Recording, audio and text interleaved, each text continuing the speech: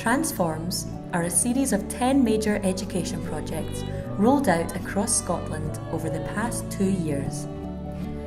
Each project culminates in a free major site-specific production involving hundreds of young people and other members of the community.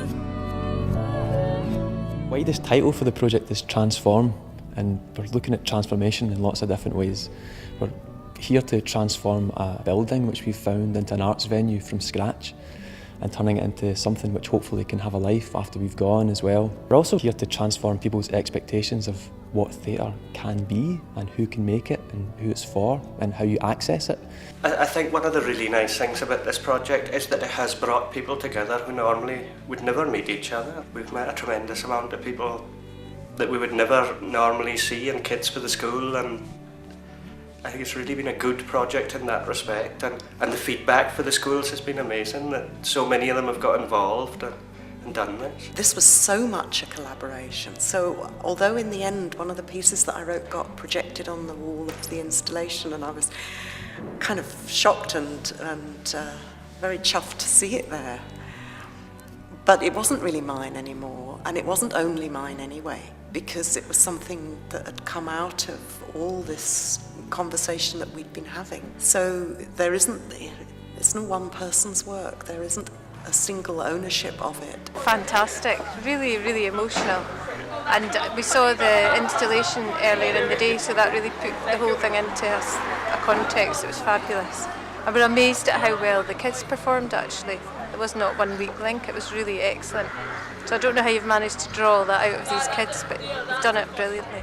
You don't think about volts and turns you're going to do, you just do it naturally, as if somebody's chasing you. It's just how confident you are. If you're confident, you'll go over it and go over as high, and no matter how far a drop is, you'll go over it. But if you're not that confident, you'll usually go under it and just not take as big a risk. I think the opportunities that they've had working with professional performers, you know, in developing their own expertise and seeing what's possible, I think that's been great for them. The whole buzz, the excitement about the project and the performance, I think has been great.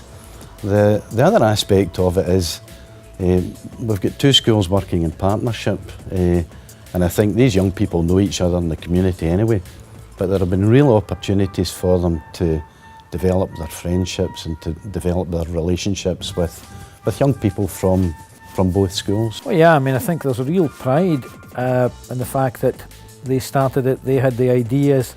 I even had a father come up to me with the wee flyer for tickets saying, "Look at this, my daughter wrote this." So there's a real excitement in having been involved in the creation as well as the performance. I thought it was absolutely fantastic. Saw kids in a whole new light that I've never seen before. I thought they did remarkably well, and the staff at Port Glasgow High School will be so proud of them. It was fantastic. Well done, guys. We were running a small signing choir on a Thursday at lunchtime, and we had just performed in a recent school concert, and Natalie came along to visit us as well, and it just snowballed from there, and we get totally involved. It's just blown our minds away. It's fantastic. The best bit that I've seen is when I've started here, and the difference between the young people from when we started, when they were very much separate. Now everyone's mingling together. You've even got primary 7s who are coming here after the summer, mixing in with, you know, 4th and 5th years, and everyone's communicating with each other, and that is the main bonus. So it's raised such a profile, a high profile for deaf awareness in the school and the community. Every game that we play, it's never, we can't do that because we've got deaf. You always have to adapt to everything, that nothing's impossible. Somebody came out and said, which of these children were actually deaf and which children were hearing? Yeah. Because by the end of the performance, nobody knew. Self-esteem has rocketed. It's just fabulous.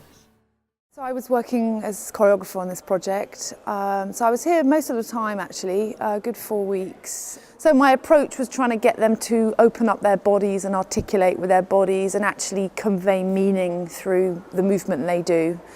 You know, it's something they really, really responded to. I found them to be brilliant, and like a sponge, everyone sort of soaked up all this information, and they really are expressing with their bodies now and telling stories, and they really, really responded. So it's been a really great process. Caterpillar. Oh, we'd love one of those across the space. Look at that number. It's amazing. Okay, relax, guys. Round off. And then straight up. Yeah. And do it a minute before the... There's always a kind of fear of how do we get them from where they start to this end product. And I always had this idea that they should have anarchy as their rule, really. And small. And go, lovely, here. 4, large, 3. Lovely, really let it go.